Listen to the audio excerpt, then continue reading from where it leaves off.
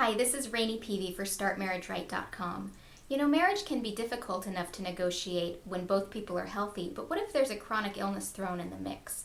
What if you, your spouse, your significant other have a chronic illness? How do you deal and cope?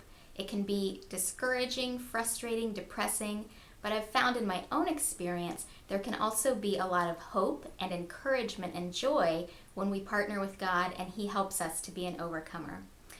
Personally, I've dealt with chronic fatigue for 12 years, and it's gotten a lot worse in the last 2.5 years that I've been married, which is a real bummer. It's frustrating for myself and for my husband because I have to have a really early bedtime right now. I often have to cancel plans. I don't know how I'm going to feel day to day. And sometimes for weeks on end, I'm really not feeling well, and it takes a long time for me to recover and be more useful. And yet, there is still a lot of joy in our marriage, and we have a lot of fun together. How is that even possible? Well, first of all, my husband is really compassionate and servant-hearted, so that helps. But I want to quickly share 7 tips for how to find joy and be encouraged rather than discouraged if you're in the midst of a chronic illness. Now, I know 7 sounds like a lot, but we're going to zip through these, and they're really helpful, so stick with me. First one is daily connect with God. Just this morning, I was feeling really discouraged and distraught, and so I opened up the Bible and I started reading, and I turned on worship music and I started singing and worshiping God, and I started praying, and my attitude totally transformed. I'm filled with such hope and joy and encouragement. I really encourage you to do that every day. Seek God on your own, with your spouse, with your kids. Bring your family into it. To me, that's the number one thing that is going to bring you encouragement and help you. The second thing is to be honest with your spouse about how you're feeling. Let them know every day how you're feeling, even if you're not feeling well, but be careful to kind of temper it so that everything coming out of your mouth isn't negative. If it is, it can be overburdening for your spouse, and it can also help you slip into the victim mentality, which is never helpful. You're not defined by your illness, so focusing on the positive the majority of the time is what's really helpful, but I do encourage you each day to check in with your spouse and let them know how you're really feeling.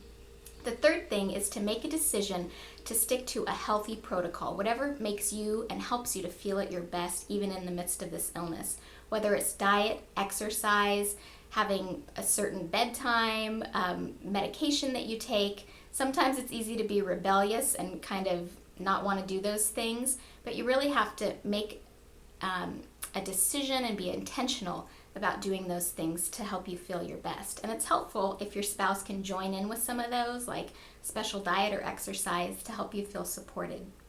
Number 4, have a prayer support team made up of family or friends who can help you be encouraged by praying for you, offering spiritual support, but also practical support.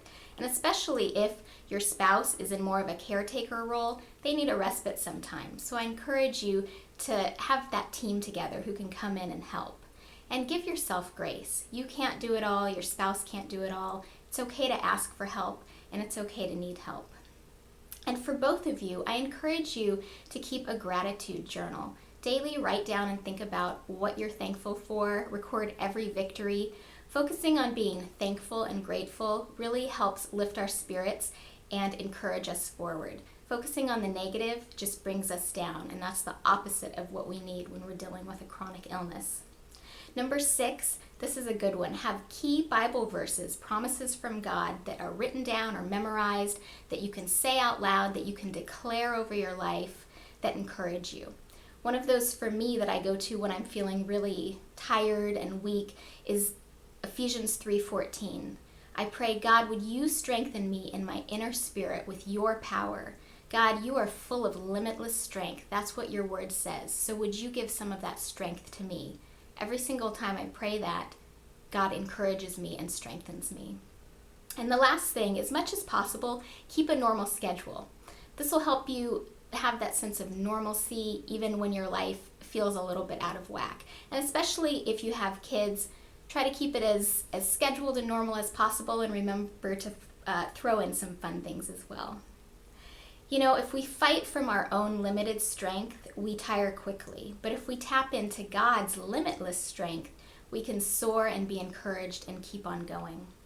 Remember that you and your spouse are a team, so look for even small ways to encourage each other and to serve one another. I hope that what I've shared has been helpful and encouraging, and I'd love to hear from you in the comments section about ways that you find joy even in the midst of chronic illness.